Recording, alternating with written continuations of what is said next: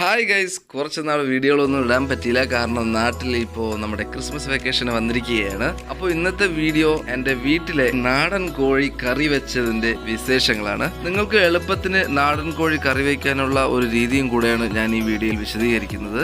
അങ്ങനെ ഉള്ളതിൽ ഒരുവിധം വെയിറ്റുള്ള 2 കോഴികളെ ഞങ്ങൾ പിടിച്ചിട്ടുണ്ട്. നാടൻ കോഴി ആയതുകൊണ്ട് അധികം വേസ്റ്റ് വരാത്ത രീതിയിൽ വേണം എടുക്കാൻ. അതുകൊണ്ട് നമ്മൾ നല്ല ചൂടുവെള്ളത്തിൽ മുക്കി അതിൻ്റെ തൂവലുകളൊക്കെ പറിച്ച് കളഞ്ഞിട്ട് അതിനെ വൃത്തിയാക്കി വെച്ചിട്ടുണ്ട്. അങ്ങനെ നമ്മുടെ ചിക്കൻ കറിക്ക് വേണ്ടിയുള്ള മസാല കൂട്ടുണ്ടാക്കേണ്ട സവോളയും വെളുത്തുള്ളി ഇഞ്ചിയും ഒക്കെ ക്ലീൻ ചെയ്യാൻ വേണ്ടി നമ്മുടെ ജോയാനയും അമ്മമാരെ സഹായിക്കുന്നുണ്ട്.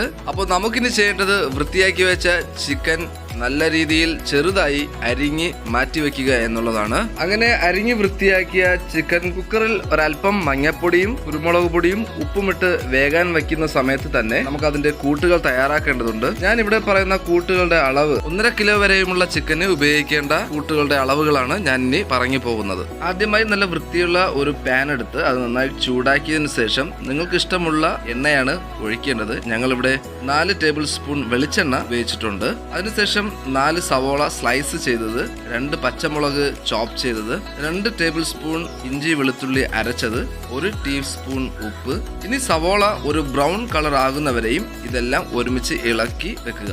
ഇതിലേക്കിനി 1/4 ടീസ്പൂൺ മഞ്ഞൾപ്പൊടി, 2 ടേബിൾ സ്പൂൺ മല്ലിപ്പൊടി, 1/4 ടേബിൾ സ്പൂണോളം മുളക് പൊടി, 1 ടേബിൾ സ്പൂൺ ചിക്കൻ മസാല. ഇതിനോടൊപ്പം ഒരു തക്കാളിയും കൂടെ കട്ട് ചെയ്ത് നന്നായി ഇളക്കുക.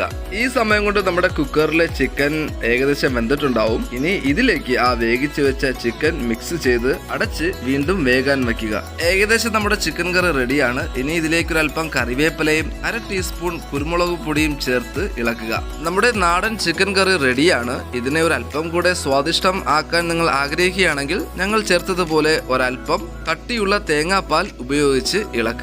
ഇത് ചിക്കന്റെ ടേസ്റ്റ് കൂട്ടും. ഇനി അവസാനം നമ്മുടെ ചിക്കനെ നല്ലൊരു മണം വരുന്നതിന് വേണ്ടി അരിഞ്ഞു വെച്ച മല്ലിയില അതിന്റെ മുകളിൽ തൂവിയതിനു ശേഷം സ്വാദിഷ്ടമായ ചിക്കൻ കറി വിളമ്പുക. അപ്പോൾ നമ്മുടെ കുക്കറിൽ വെന്തുകൊണ്ടിരുന്ന ചിക്കന്റെ ജ്യൂസ് നല്ലൊരു സൂപ്പായിട്ട് കിട്ടും. അത് നമ്മുടെ ശരീരത്തിന് പറ്റിയ നല്ലൊരു സൂപ്പ് തന്നെയാണ്. അത് ഞങ്ങൾ കുടിക്കാൻ പോവുകയാണ്. അപ്പോൾ ശരി, എല്ലാവരും ഒന്ന് ട്രൈ ചെയ്ത് നോക്കുക. Let's see in another video.